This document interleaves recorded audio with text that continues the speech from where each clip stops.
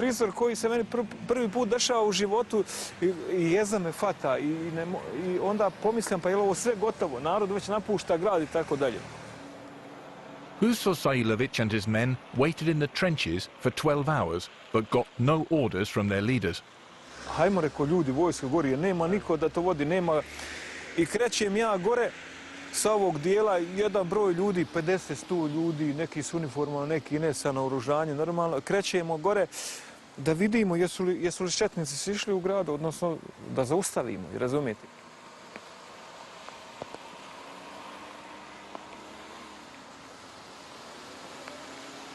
Ti noći Srebrenica još nije pala tu, ne znam šta se dešava.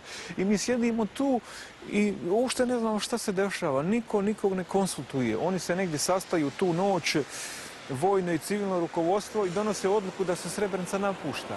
Pazi, mi smo izolovani, mi smo po strani, mi ne znamo šta se dešava. S Alijom smo imali razgovor u 5 sati ujutru, otvoren, da spašava žene, djecu i starce, a nas vojno sposobni nek nas pobiju kad nećemo da se branimo. On je rekao da mi držimo još 2 sata, međutim nikad se više nije htio javiti.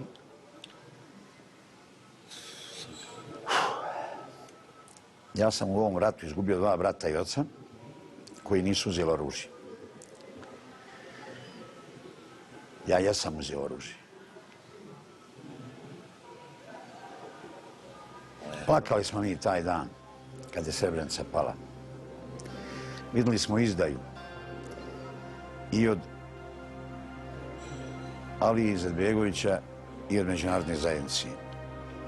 Imaju samo dobri i loši ljudi u svakom narodu. Alija je loš čovjek.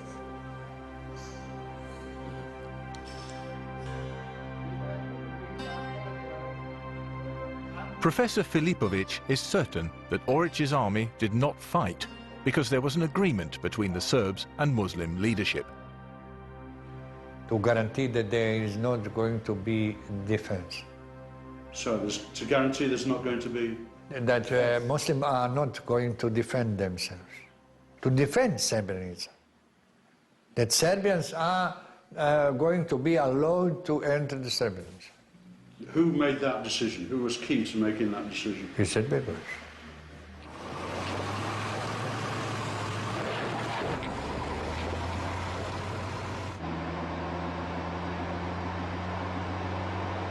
On the morning of the 11th of July 1995, the Bosnian Serb general Ratko Mladić drove easily into an empty Srebrenica. Everyone had left the town. Jesu naši još napred? Jesu još napred. Čiste glave uzeti.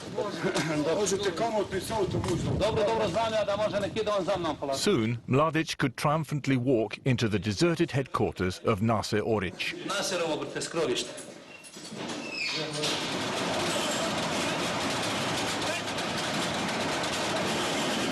Pravac Potočar.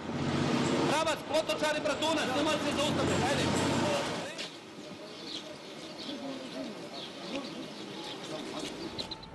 With no one to defend them, about 20,000 old people, women and children fled in panic to the Dutch UN base north of the town.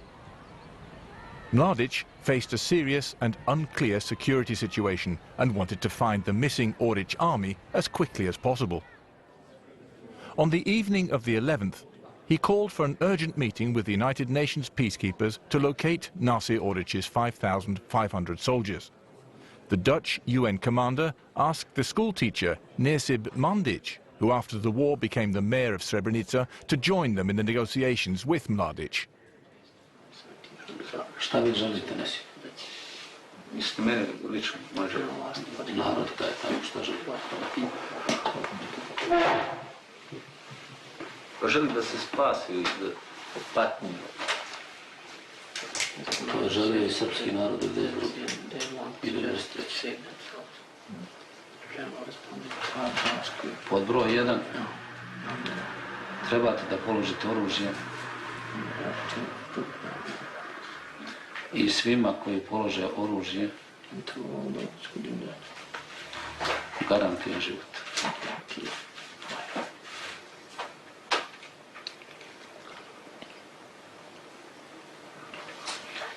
I imate moju reč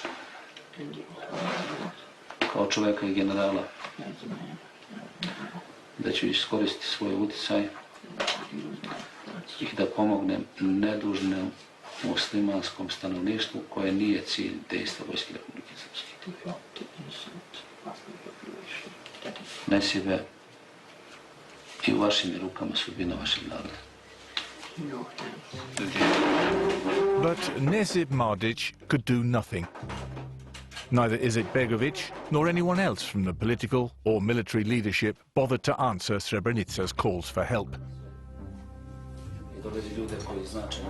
Most of the 15,000 Muslim men in Srebrenica had no intention of surrendering.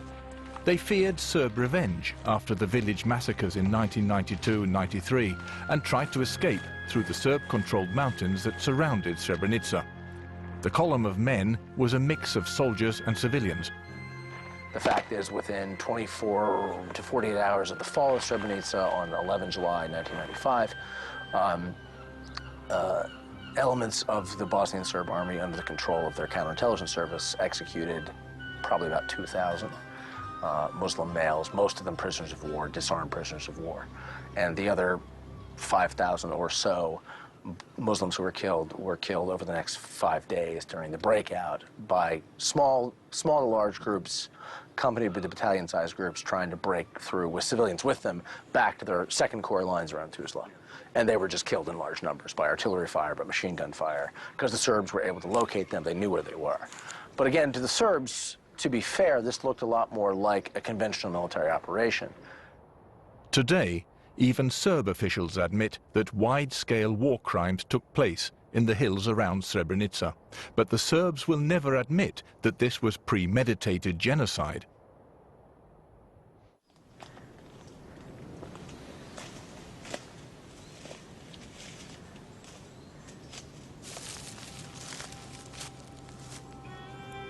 Vidim samo kao žrtvu kao i sve ostale žrtve. Znači normalna porodica bila. A život što je izgubio, znači nije izgubio uopšte kao pojedinac, kao osoba. Nego je izgubio kao većina, kao grupa tih ljudi koje je trebalo sve pobiti. Eto, samo zbog tog je, na primjer, su ljudi pobijeni. Ja njega ne razdvajam od ostalih žrtava. Sve je to isto.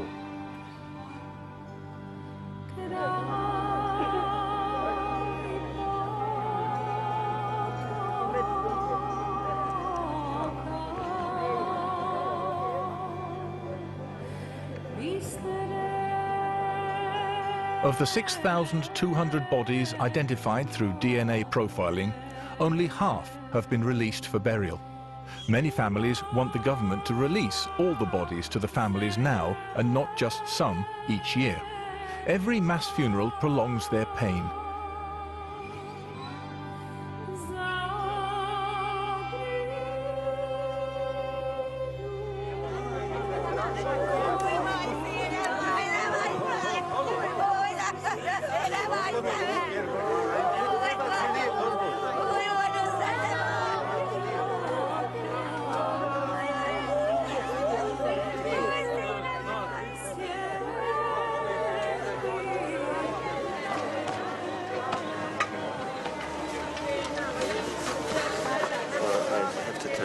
Turn on mine. Yeah.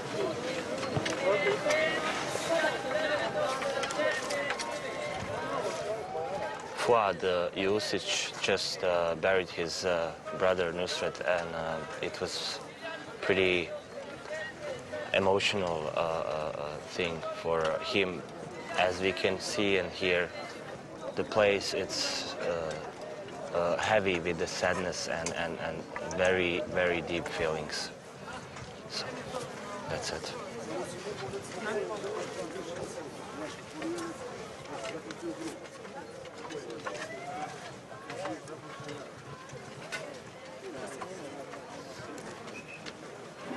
Da cilj operacije Vojske Republike Srpske nije bilo civilno stanovništvo, niti snage UNPROFOR-a. Cilj naše operacije u ovoj i drugim enklavama su fundamentalističke terorističke bande. These were the last public words heard from General Mladic. He said farewell to the Dutch UN peacekeepers in 1995, and since then, he's been on the run. Nasser Oric was also accused of war crimes, but he was acquitted on all charges at the International War Crime Tribunal in The Hague in 2008. The Serbs were furious, but for many Muslims, he is still the defender of Srebrenica, the Bosnian Che Guevara, a war hero.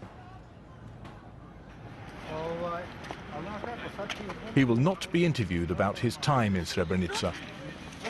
In the spring of 2009, he was arrested with some of Sarajevo's gangsters in possession of illegal weapons.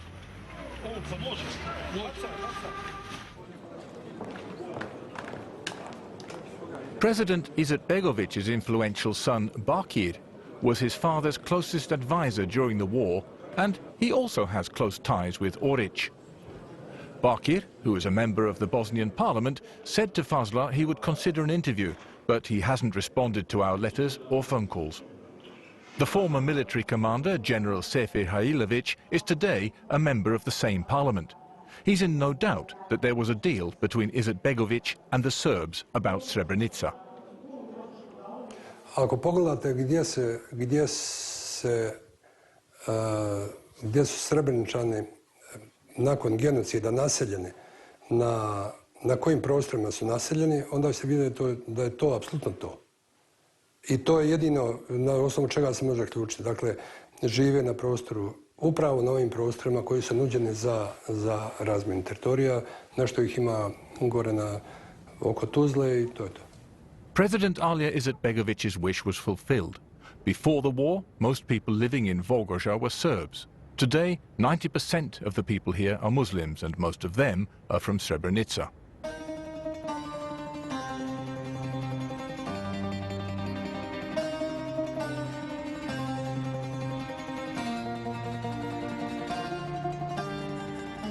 President Alija Izetbegovic was buried as a national hero in 2003. But in Srebrenica, he has a very different legacy.